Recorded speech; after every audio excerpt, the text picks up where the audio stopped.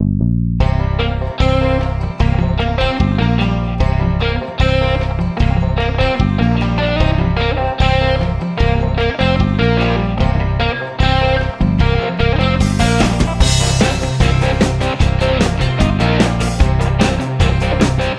guys, Doug is back with another homebrewed update. How y'all doing this week? Hopefully you guys had a nice week. We've had just gorgeous weather the last past week. Very little rain, nice and warm. So yeah, got a lot of things done outside. Did a little work on the hop yard. Who would have thought February, middle of February, that I'd have the chance to work on the hop yard, and awesome. Check these videos out real quick. Nothing like a hop yard in the middle of February. So the other day when I had the kids out here, we got all the rest of that mulch spread out. We got all that piping I need to come out here, and I think what I'm gonna do, this row right here, I cut out for my home hops. I cut out hops out of there, pull out this whole row, and we're just gonna have 2 rows of hops, make it more manageable, mulch this whole area, that whole area, and maybe make the trellis all piping. Maybe see if we can make it look kind of nice and neat and sturdy. So that's what I got going on out here. So cheers everyone.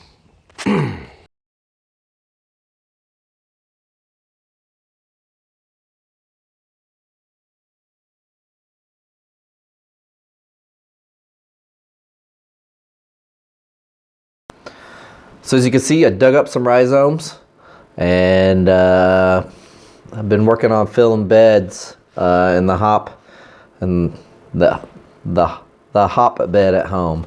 So I got 10 spots back there, hauled in 12 tons of dirt. Probably used maybe 4 in those beds, I would assume. Used a lot of compost in there. Yeah, I got 5 rhizomes already in the new beds. Got 2 cascades. No, not 5 rhizomes, 4 rhizomes. Got 4 rhizomes in the new bed. Got 2 cascades, a nugget, and a Hallertall. And correction again, I have 6 rhizomes and my 2 Willamets. Hopefully those Willamets will do good. So on order, I have 4 of them coming in. I got 2 Centennials, a Pride of Ringwood hop, and a Sorachi Ace hop. So hopefully those will be here in the middle of March. Looking forward to trying those out and seeing how they go. Yeah, so you know, in all the hype and everything else, I bought a new book about gardening and hop cultivation, different things like that. And I think I've been doing some things wrong with using my homegrown hops. I always use them for the bittering part of the brewing process, and use the other parts for the flavoring and everything else. I think I should be using them for the more so for the flavoring than the bittering, just for the fact that I'll know the bittering alpha acid on the ones that I got because they've been tested. So I'm going to try to flip-flop that from here on out and see how well that works for me. I haven't been producing bad beers. It's just sometimes they're just a little bit more bitter than others. So I'll try that out and see how that works. Also, on what I had going on is I took that porter and I put it over into the secondary as well as the light beer. So yeah, check out this little clip real quick. Look at that gooey mess. I think we're gonna have quite a bit of a yeast cake on this one.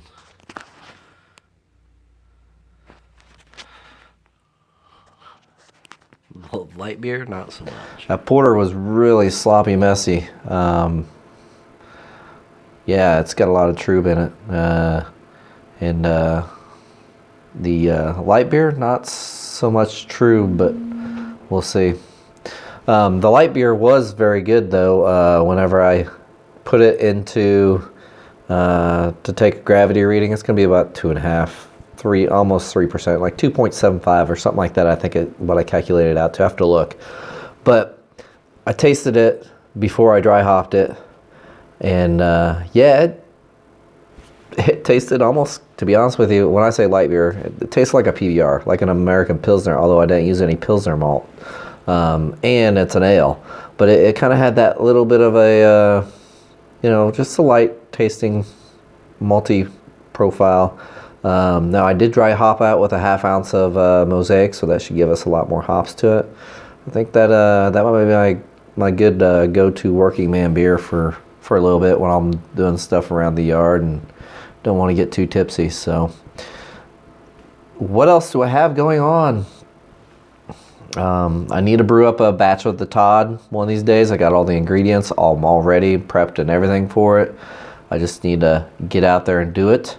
I have a bunch of footage that I need to put together of basically the fast ferment, unboxing, assembly, using the fast ferment, different things like that. So I need to maybe get those videos put together, edit them, put them in there, and hopefully I'll get some good content out for you guys, anybody that's looking into the fast ferment.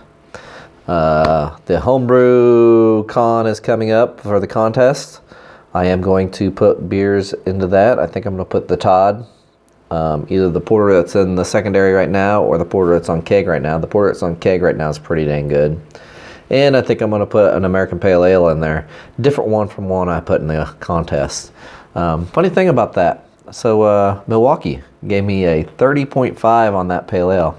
Still haven't gotten a review sheet back on that.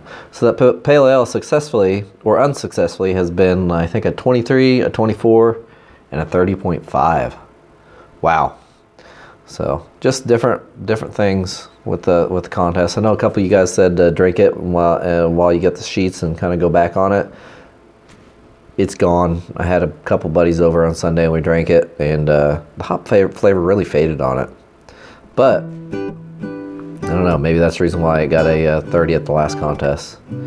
That is all I have for you guys today. Cheers. Keep fermenting.